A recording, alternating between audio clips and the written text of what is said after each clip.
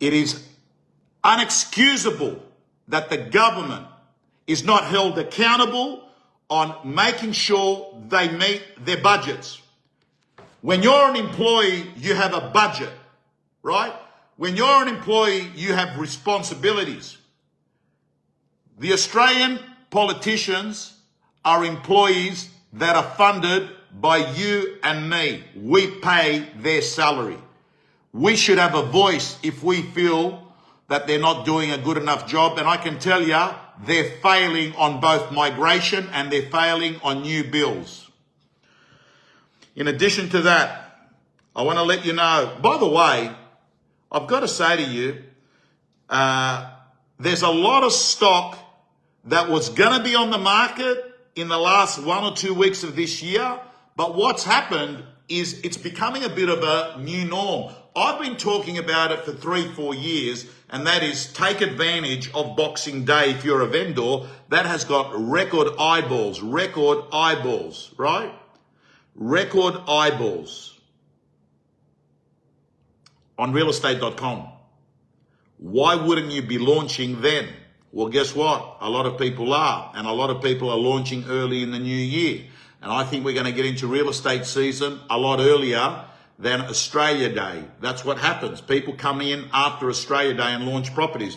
I don't think that's happening. I think what's happening now is a lot of people are going to go earlier because they actually did not put it on in late December. Their properties is not being auctioned in December. They're going for a launch in the new year.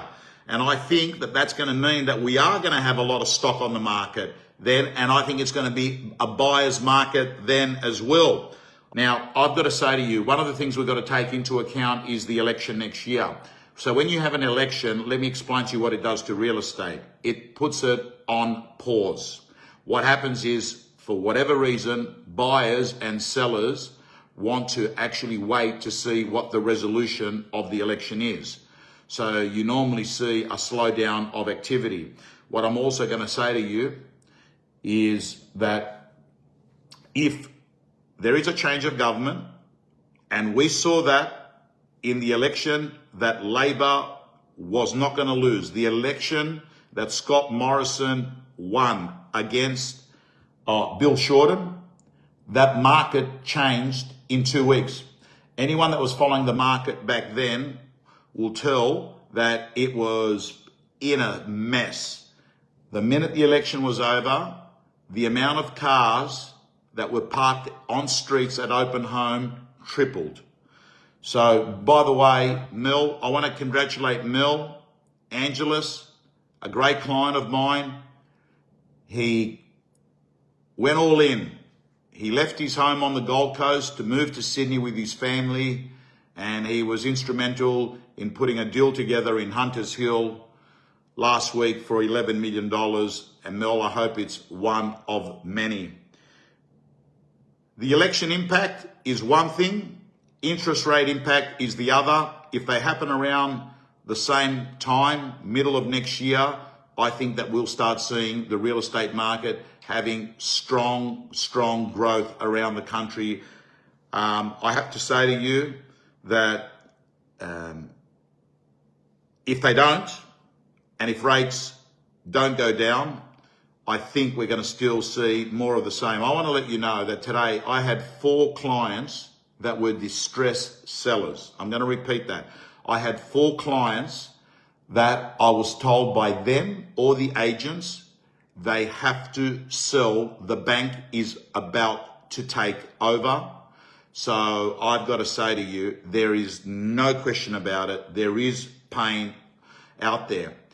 And I think to myself, if we did not have the amount of migration that we've had, prices would have gone back a lot harder across Australia. It's just that we've had this migration, and I can tell you, the data is very clear. The government is failing on 2 KPIs. They were trying to slow down migration. They're not. They were trying to build more homes. They're not. End of story. That is a fact. This is black and white numbers. And if you want to ask yourself why we have a hot housing crisis, where you can't have Australians, people that have been paying taxes here for decades, people that are essential workers. I'm talking about people that work in hospitals as nurses. I'm talking about firemen. I'm talking about school teachers. And I'm hearing stories over and over again that these wonderful human beings and citizens of this country often cannot even rent a property out. I mean, let's face it, you know, in parts of Sydney now, you're paying $1,000 a week to rent, right? Some areas, $2,000. I reckon I do a much better job than Albanese, but I'm very happy because I can tell you, I don't think Albo is going to get back in. And I actually think that the only thing that's going to move this market up significantly across Australia is the government being changed and interest rates going down. And I think that all of that is going to happen middle of next year. That's what I think. And I am letting you know that 50% of properties, that's right, 50% of properties in Sydney last week were cancelled prior to auction. And that's another reason why I have chosen that I'm not going to work on the 21st of December, but instead I'm going to go do a nice tour of that beautiful country in New Zealand. So today's results were significantly better than I've had in the last previous weeks. Is it because the market's changed? No, we're far too smart to actually make decisions based on 1 week. And as I've said before, one hot day does not make a summer. Why do I think it happened? I had the kind of properties today that were selling. I had vendors that were probably more motivated. And let's be very clear, the media has been very loud in the last couple of weeks about what's going to happen in real estate next year. It's been confirmed also by data companies, and no one's got a monopoly on the truth. Let's be very clear. But the forecasts, in fact, what I might do is actually just read out some of the forecasts of 2025 by the data companies. Let's look at SQM's figures, Louis Christopher SQM's figures. He believes that if we have a rate cut next year of either 1/4 to 0.5%, and we continue to have population growth of 500,000 plus, and we don't have any outbreaks where Sandra Bullock says, oh no, inflation, it's stubborn, etc., etc.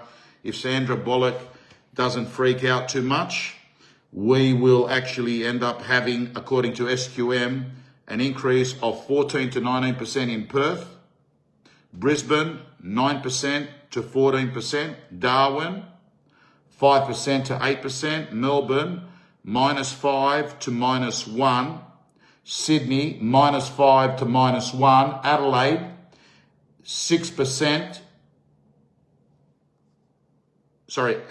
8% to 13%, increase, Hobart -3 to +2, and Canberra -6 to -2. We're talking about a national average next year of 1% to 4%, thereabouts. But to me, the highlight there is that the two cities, Sydney and Melbourne, who have been the real estate cities for years, for decades in this country, won't be in 2025, according to SQM, who are very accurate forecasters. Now, I want to say to you this. I don't agree totally with these forecasts. I believe that they're being significantly bullish on both Perth and Brisbane. I believe that we have already started to see a slowdown in Perth and Brisbane. We have already started to see prices actually coming off the ball. They're not dropping much, but what we are seeing is days on market is growing in those areas, and I think that that's going to continue. So I do think that they'll fare better than other parts, but I don't think that they will be anywhere near what SQM is saying. Someone has just said, is there any funny stories today? No, the only funny story today is I spoke to a buyer, you know, and I casually, if I'm there 5 or 10 minutes early at an auction, I get chatting with people. I said to him, how long have you been looking? He said to me, 6 years. He's been looking for 6 years. Kelly, if a buyer's been looking for 6 years, let me tell you, they're not a buyer. They're a chronic looker. They are not a buyer. If you've been looking for 6 years, you're not a buyer. Someone's just asked me very quickly there what I'm thinking Adelaide is going to do. And I think it's going to be actually probably the second best city performer next year.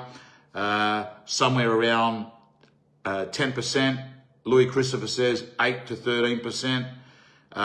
Dortam says he went to 3 auctions today. In Brisbane, 2 passed in and 1 had no registered bidders. Ipswich is a different market to Brisbane and is very strong, says Simon. Anyway, team, as I said to you, 50% of properties last week got pulled off prior to auction in Sydney. Why is that? They either had no buyer or they had 1 buyer. That's the only reason. I also want to tell you that another reason, which is often not talked about, another reason why we actually have got a housing crisis is the amount of people that live in a house per household has gone down. You see, let's face it, Zoom is here to stay. People don't go to work, they stay, right? They might go to work on 3 days a week and they're working from home. Because they're working from home, they needed more space. Because they needed more space, what's been happening is that there is less people living per household. This has been one of the other causes of our housing issues. The fact that we need more properties. But guess what? Guess what? Hey, Cameron wants me to become Prime Minister. Mate, I got to tell you, I wouldn't do the job. I wouldn't do the job. And a lot of people probably wouldn't want me to do the job. So it's mutual. So, team, the Zoom effect is a serious effect. Now, I often have people ask me, what would I buy? What would I buy? Well, listen, I love real estate. I started buying houses in the inner west when I was a young kid. I would buy houses and I would add value to them by spending, you know, a bit of money, polishing the floors, putting a new kitchen in, tidying up the bathroom, getting it revalued, picking up $50,000 in growth out of it, and then using the equity out of the property to buy another property. That was my model. In the last 10, 15 years, I'm far more interested in blocks of units. Blocks and units to me are the best investments. Why? I don't have a high risk profile, so I'm not suited to commercial. I don't know what I would do not having a commercial tenant for 3-6 months. Whereas residential, it'll be vacant for a few weeks. That's about it. But I've got to tell you, yeah, Malcolm, good to hear from you, Malcolm. I couldn't afford the pay cut. Now, the truth is, the politicians don't, like, what's Albo on? Albo's on 500 grand a year. I've got to tell you, in real estate, you could make 500 grand like that. And you wouldn't have to worry about all the stuff that comes with politics. $500,000, you could make it. As long as you were prepared to work about 2 or 3 extra hours a day than what the rest of the population does, as long as you were prepared to make lots of phone calls, as long as you didn't personalize rejection and the setbacks that you get in real estate, as long as you could manage free time, and as long as you could actually deliver bad news in a positive way and tell the damn truth on a consistent basis and stop trying to be a people pleaser all the time, you'll make a great living out of real estate, right? And I think you can make, look, auctioneers don't get paid. There was an article that talked about the average income of an auctioneer. The average income an auctioneer makes is $100,000 a year. Right? And I got to tell you, if you're only going to be working like limited hours, which what is a auctioneer generally does, you know, most of them are just working Saturdays. To be honest with you, man, I think that's more than enough money. I mean, auctioneering is such a small part of my life. And I think who makes a good auctioneer? someone that's got a bit of humor, someone that can read the play, someone that can be a bit of an entertainer. You don't have to be that bright. You can see that. There's a heap of private schools that have flunked school out in various eastern suburbs, North Shore. They've rocked up as auctioneers. You don't have to be super bright. I can tell you that. Anyway, team, I've got to say to you, a lot of stock's going to be coming on. You can tell the buyers are at Westfield. I've got to say to you, thank you, Mel. I also want to let everyone know my real estate gym training platform that has been going for, I think, around a decade. The doors are now open for our membership recruitment for 2025. When you join the real estate gym now, you train till Christmas for free, and then you have everything. I'm pretty much your coach, and I'm so happy. There are so many of our real estate gym members that came into our program. They used to do 10, 20 sales, and now they do 100 sales. We have people doing 100 sales. We have people doing 200 sales. We have people doing 300 sales. I'm so happy. The average performance of a real estate gym member is significantly more than the rest of the industry. Why? Because they have contact with us on a daily basis. They get notified by us every morning, 6 days a week, ladies and gentlemen. And we run courses. Hey, Henry, good to see you. Again, another great client of ours. Good to see you all. Anyway, ladies and gentlemen, that concludes today's market wrap. I want to let you know it's been a very challenging month. I've kept it to myself. I had a close friend of mine take his life, and it took me time to process it all. And all I can say to you, if you are going through a very difficult, challenging time, you've got to remember, you've got to avoid those 3 Ps, where you personalize it, you think you're the only person going through it. The second P is that you think it's permanent. It never is. Tough times don't last, but tough people do. And the third P, it doesn't have to be pervasive. One area of your life, you can try and, compartmentalize it, that it only happens in that area. So if something's not going right for you, you can still go for a walk. You can still, stay close with your family. You can still pray, exercise, laugh, right? Anyway, team, signing off.